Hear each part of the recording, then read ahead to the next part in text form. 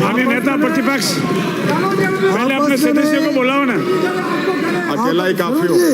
पहले अपने सदस्यों को तो बुलाओ। आपका तो नंबर तो सबसे बाद में होना चाहिए। आपके नेता पहले कैसे आप ओपनर कैसे आगे हो? सभापति महोदय,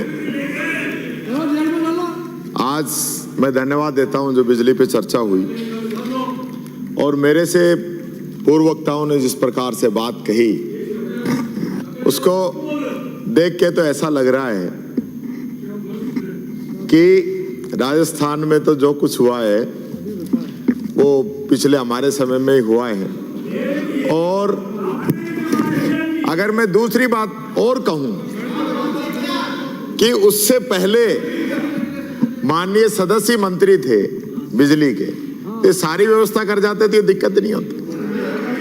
तो इसका मतलब ये सारी जो अव्यवस्थाएं इनके समय की थी और यही कारण है कि माननीय सदस्य की इतनी काबिलियत होने के बाद भी अब की बार इनको मंत्री भी नहीं बनाया। हम तो सोच रहे थे बिजली का मंत्री बनाते तो हो सकता है ज्यादा, इतना ज्ञान होने के बाद में भी आप लोगों की हालत है।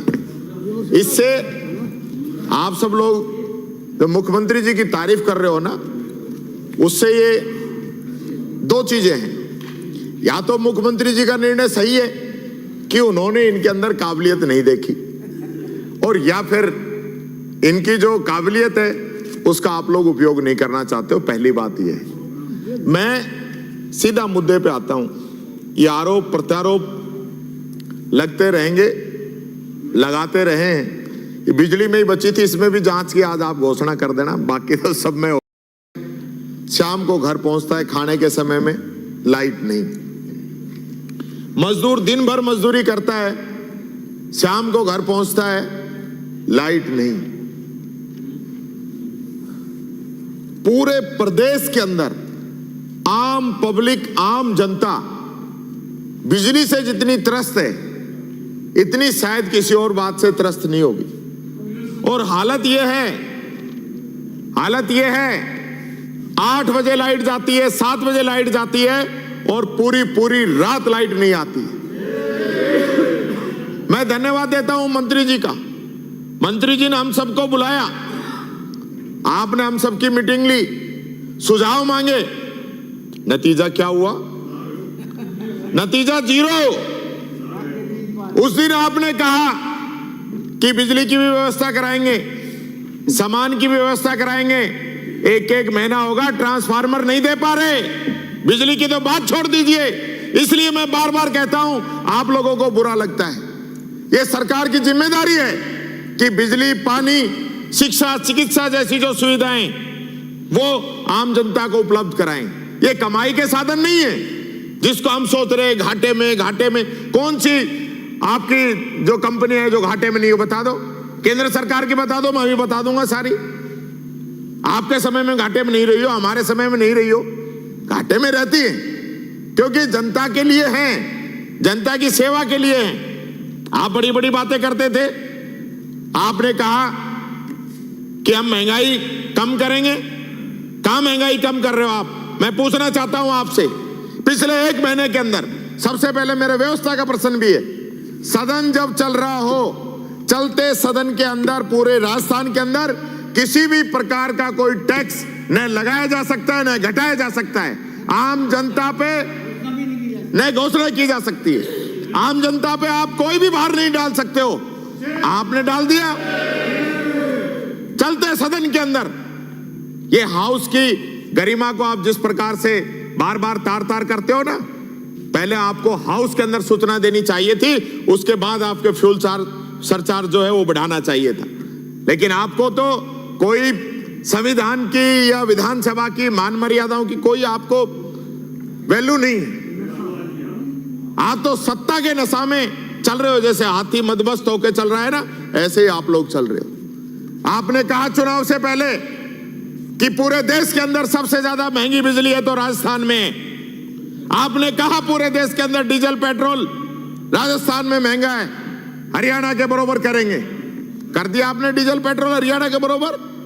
और बिजली के अंदर मैं कहना चाहूंगा, फ्यूल सरचार्ज आपने जनता को थोप दिया, फ्लैट रेट आपने जनता के ऊपर थोप दिए। और यही नहीं, जो नए जो कनेक्शन है जिनको सब्सिडी मिलनी चाहिए थी, आप मेरे से पूछ रहे थे कि आपको सबको सब्सिडी देनी थी तो फार्म क्यों भरवाए।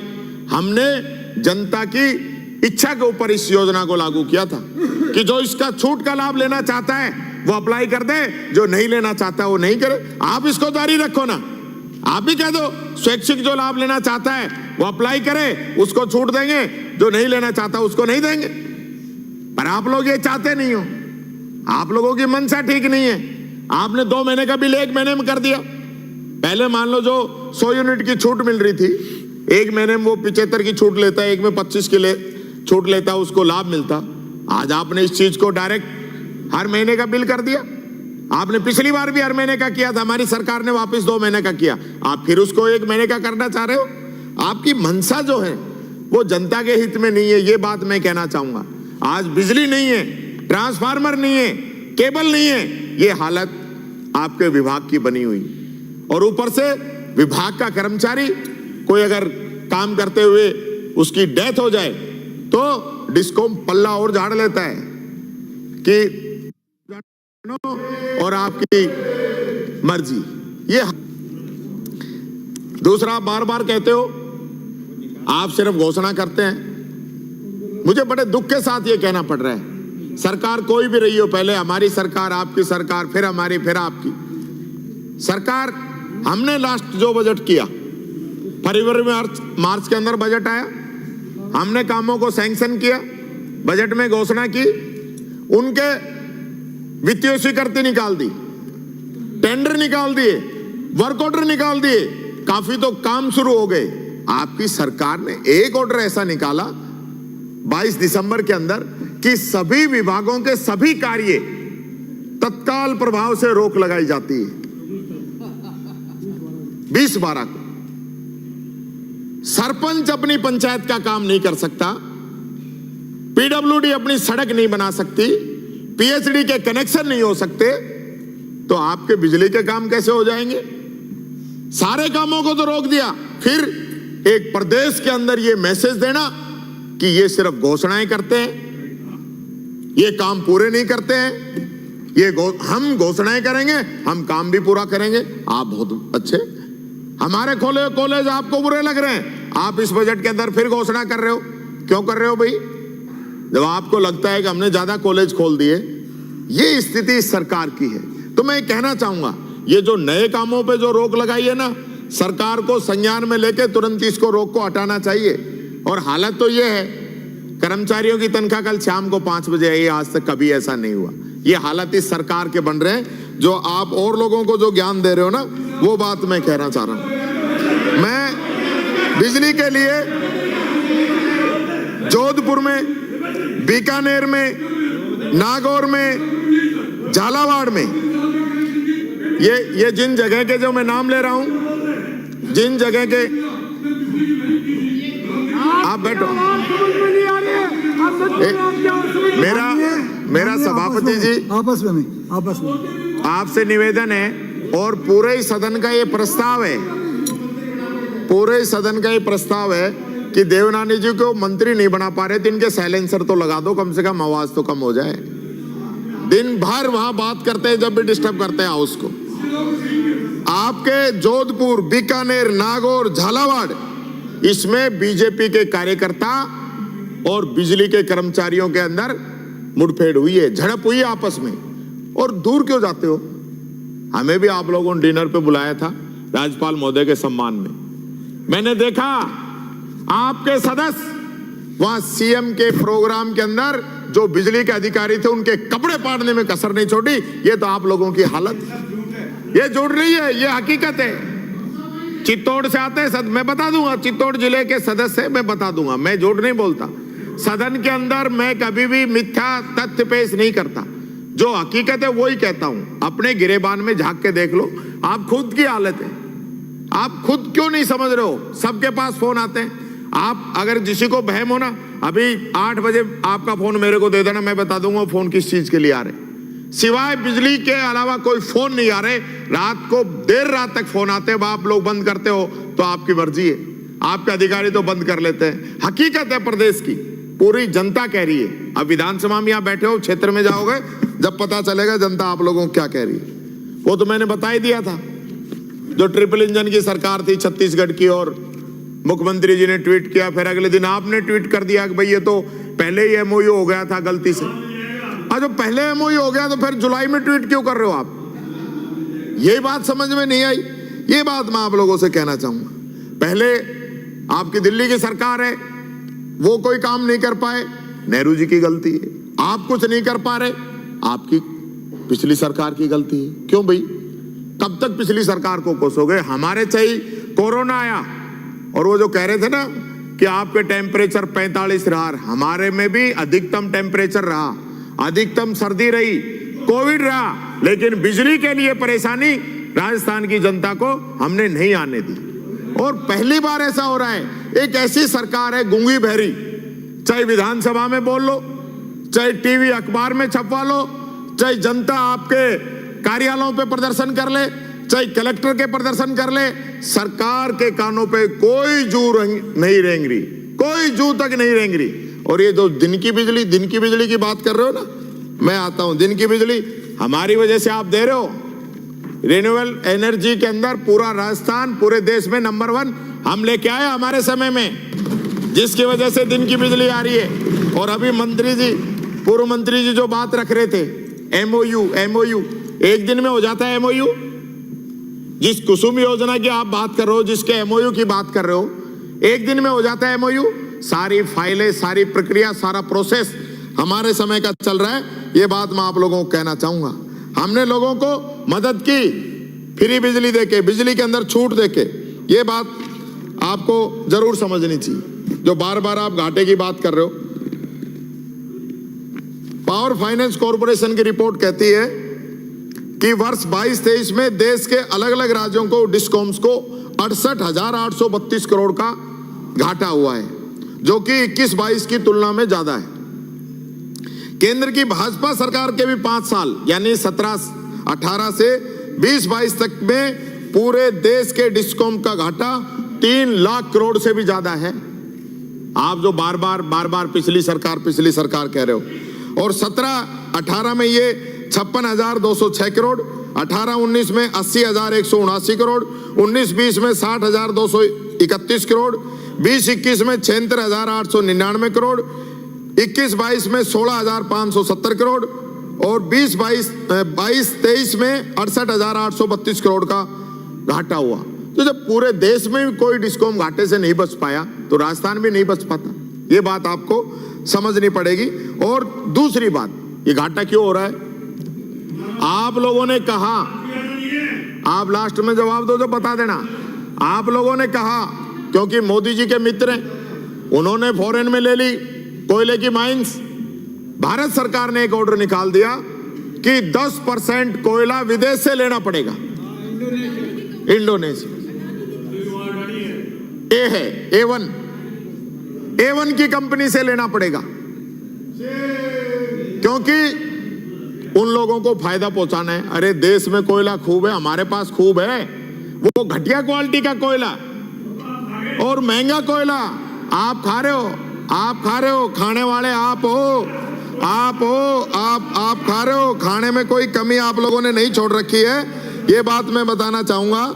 और राजस्थान का जो भौगोलिक क्षेत्र है, लॉसेस तो आते हैं ना, कहाँ बाड़मेर, जैसलमेर, कहाँ हनुमानगढ़, गंगानगर, कहाँ धौलपुर, पूरा बॉर्डर इतना बड़ा है। पर देश की जो भौगोलिक स्थिति है वो और जगह से अलग है। इस बात से मैं कहना, आप बार बार उदय योजना का जिक्र करते हैं, अभी हमारे बाली से आने वाले पूर्व सदस्य ने भी जिक्र किया। ये पहली बार नहीं हुआ है कि अपने कंपनियों को जो उनका जो कर्ज है उसको माफ किया हो या सरकार ने उसको टेक ओवर किया हो। 2002 के अंदर 35,000 करोड़ रुपए का बेल आउट पैकेज बिजली कंपनियों को दिया था। 2012 में भी फाइनेंशियल रिस्ट्रक्चरिंग पैकेज में 56,908 करोड़ रुपए का पैकेज दिया। 2015 में उदय योजना में 2.3 लाख करोड़ का पैकेज दिया। 2020 में लिक्विडिटी इक्विजन स्कीम में एक 1.35 लाख करोड़ का पैकेज दिया और 2022 में भी रिवैम्प डिस्ट्रीब्यूशन सेक्टर स्कीम में 97,631 करोड़ रुपए पैकेज बिजली कंपनियों का दिया, क्योंकि बिजली का बनाना वितरण होना अनवरत प्रक्रिया है, इसलिए घाटा और कर्ज इसके अंदर बढ़ता रहता है। ये बात मैं आप लोगों को कहना चाहूंगा। मैं सारी चीजें अभी मैं कुछ टेबल भी कर दूंगा, क्योंकि समय की काफी दिक्कत है और हमारी सरकार को केंद्र सरकार ने जो निर्देशित किए बिजली सुधार लागू किए थे, इसलिए ही FRBM में हमें 0.5% लोन की एक्स्ट्रा छूट मिली जो नियमों के तहत थी। तो आप कैसे कह सकते हैं हमारा मैनेजमेंट सही नहीं था? ये बात मैं कहना चाहूंगा। बजट चर्चा के दौरान हमारी अजमेर दक्षिण से जो माननीय सदस्य आती हैं, आपने ये बात कही कि रिन्यूएबल एनर्जी का राज्यपाल के अभिभाषण में कोई जिक्र नहीं है। मैं कहना चाहूंगा फरवरी 2023 के अभिभाषण के बिंदु संख्या 51 में रिन्यूएबल एनर्जी पर स्पष्ट लिखा है कि 2018 से अब तक 11,727 मेगावाट सौर ऊर्जा संयंत्र, 132 पवन ऊर्जा संयंत्र एवं 1690 मेगावाट के हाइब्रिड संयंत्र स्थापित किए गए। ये खुद यहीं पे कहा गया है। आप पता नहीं कहां से बातें ले आते हो, लिखने की जरूरत नहीं है, मैं दे दूंगा, कॉपी है मेरे पास। और माननीय सदस्य कह रहे थे कि 1000 मेगावाट की क्षमता भी हमारी सरकार ने विकसित की। मैं बताना चाहूंगा हमने दिसंबर 23 तक 15,195 मेगावाट की क्षमता विकसित की थी। केवल एक साल 21-22 में ही 5248 मेगावाट की क्षमता विकसित की। ये दिसंबर 23 तक राजस्थान में सोलर क्षमता 15,195 मेगावाट, पवन ऊर्जा क्षमता 4442 megawatt, hybrid energy 1690 megawatt, biomass energy की क्षमता 128 मेगावाट प्रदेश में मौजूद है, जो कि कुल मिलाकर पूरे देश में सबसे अधिक है। और यही नहीं, प्रधानमंत्री जी ग्लासगो की COP समिट में 2021 में बोलकर आए कि 2030 तक भारत 500 गीगावाट अक्षय ऊर्जा का उत्पादन करेगा। इसके भी सबसे ज्यादा लक्ष्य उन्होंने राजस्थान को दिए, क्योंकि वो जानते थे कि यहाँ कांग्रेस की सरकार है, अच्छा काम कर रही है, इसलिए इसको ज्यादा लक्ष्य देंगे जो समय पे पूरे होंगे। ये बात मैं आप लोगों से कहना चाहूंगा। और हमारी सरकार जैसे ही बदली ना, तो जो लक्ष्य 2030 तक का था ना, अब आप लोगों को 2 साल का तो वैसे दे दिया, वो 32 का कर दिया कि ये नहीं कर पाएंगे, 2 साल इनको एक्स्ट्रा दो। ये आप लोगों की हालत है। मैं जो बिजली हो गया की जो प्रॉब्लम आ रही है ना, मैं एक बात कहना चाहूंगा, उसके बाद मैं अपनी बात को समाप्त करूंगा। किसी सदस्य ने RTI लगाई है भरतपुर की, मुख्यमंत्री जी के क्षेत्र की, वहां कोई कटौती नहीं, तो वहां व्यवस्था हो सकती है माननीय मंत्री जी, तो पूरे प्रदेश में क्यों नहीं हो सकती? मुख्यमंत्री जी के क्षेत्र में जो लोग रहते हैं, ये भी टेबल कर दूंगा RTI, मुख्यमंत्री जी के क्षेत्र में जो लोग रहते हैं उनको बिजली की ज्यादा जरूरत है क्या? और प्रदेश के लोगों की हालत ये बता दो। ये मैं वो GSS बता देता हूं, जहां ये सारा जो मामला है, ये जिगाना, सेंथारा, घाना, ठीक हो गया। ये तो ये है। तो मेरे कहने का मतलब ये है, पूरे प्रदेश की जो जनता है ना, वो सबके मुख्यमंत्री हैं। ऐसा मत करो, अन्याय मत करो, प्रदेश की जनता को बांटो मत। माननीय सभापति जी, मैं भी इतनी वर्षों से इस विधानसभा में आ रहा हूं, परसों विधानसभा के अंदर बिजली चली गई, परसों SMS हॉस्पिटल के अंदर बिजली चली गई। ये हालत है इस सरकार का इकबाल है। तो 1 मिनट के लिए गई है, वो तो जनरेटर चल गए। यहाँ कोई मोमबत्ती के इंतजार में बैठते क्या? हद होगी आपके आगे भी। धन्यवाद महोदय, माननीय सभापति महोदय, ये मेरे मित्र, इधर उधर की बातें न कर, ये बताओ बिजली तंत्र का भट्टा किसने बैठाया, ये मेरे मित्र ये बताओ।